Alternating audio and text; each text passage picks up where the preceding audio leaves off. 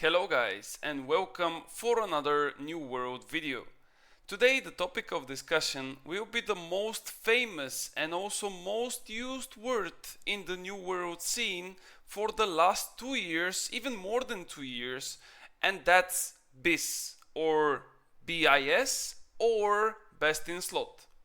I'm pretty sure that most of you know exactly what BIS or BIS means and that you are constantly seeing this in the in-game chat, different guides, builds, videos and whatever not. Even I myself use the word in some of my videos and guides, but today we will see it from a different perspective and I will try to explain why BIS not always means best in slot and why sometimes it might lead you to think wrong about items in game. So let's go right into it and let's discuss this really important topic. Best in slot as it stands means that there is literally nothing better than the equipped item or a perk that we are talking about. However, big portion of the players don't really specify that this BIS item or a perk is dedicated to a specific build, which on the other hand has a specific playstyle. As most of the weapons in New World have more than one purpose, some even having 2 or 3 different builds, this false statement of best equipment can lead to huge misunderstanding. In order to give you some examples, I will start off with my main and favorite weapon, and that's the fire staff. The fire staff can be used in at least 3 different builds, and each of them will require different sets of perks and gear.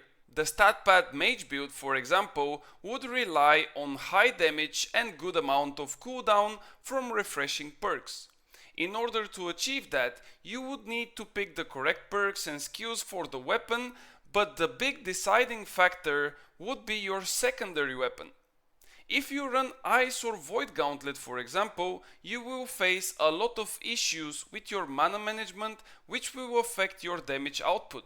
This means that high critical chance will be needed to keep up with the mana management. If you take Blunderbuss or Rapier instead, you can skip the Keen perk entirely due to the fact that those two weapons don't require any mana. As you can see, for the same type of build, you can have completely different variations of perks on your main-handed weapon, and this will all depend on your secondary one. But is that only about the weapons? What about the armor? Does it suffer from the same problem? Yes, it does. If you go and ask people about armor perks, everyone will tell you something different. But what they will all tell you is that their perk is BIS. Same as the weapons, each armor and the perk on it is heavily dependent on the playstyle and the role that you will have in the fight.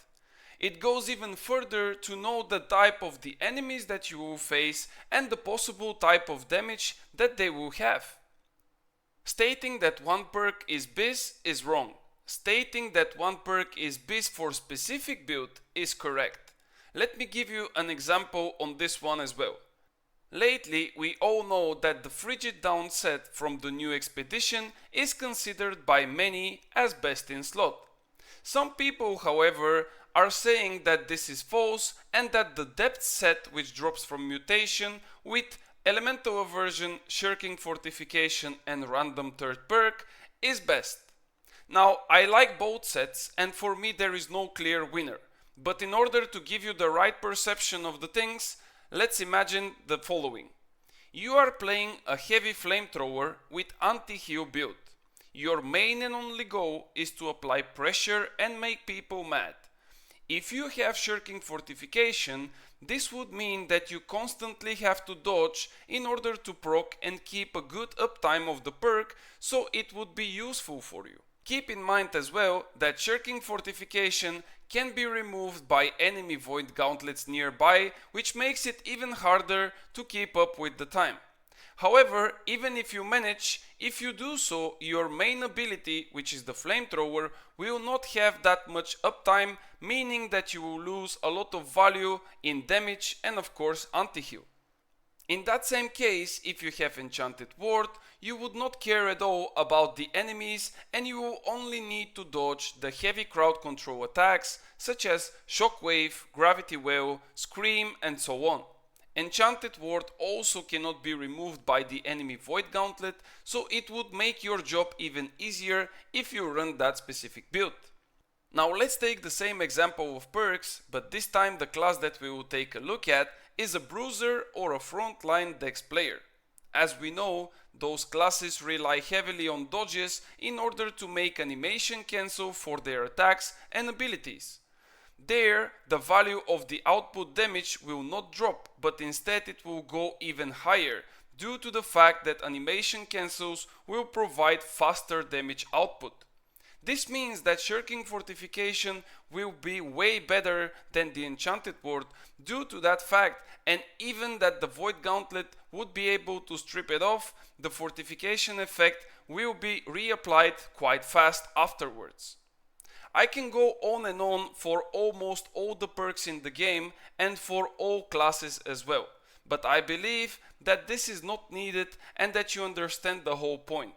Remember, each item and perk have their own spot in the PvP, as it all depends on your playstyle and the goal of your build.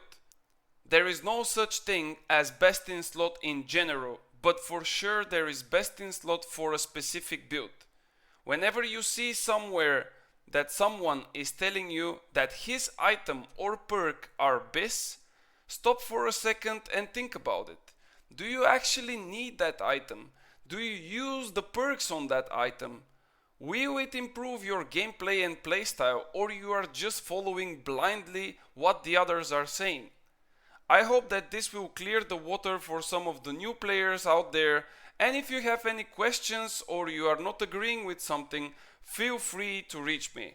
You can do it in the comments below, or you can simply join my Discord community channel where we discuss everyday such things. As always, thank you guys so much for watching, and I will see you on the next one.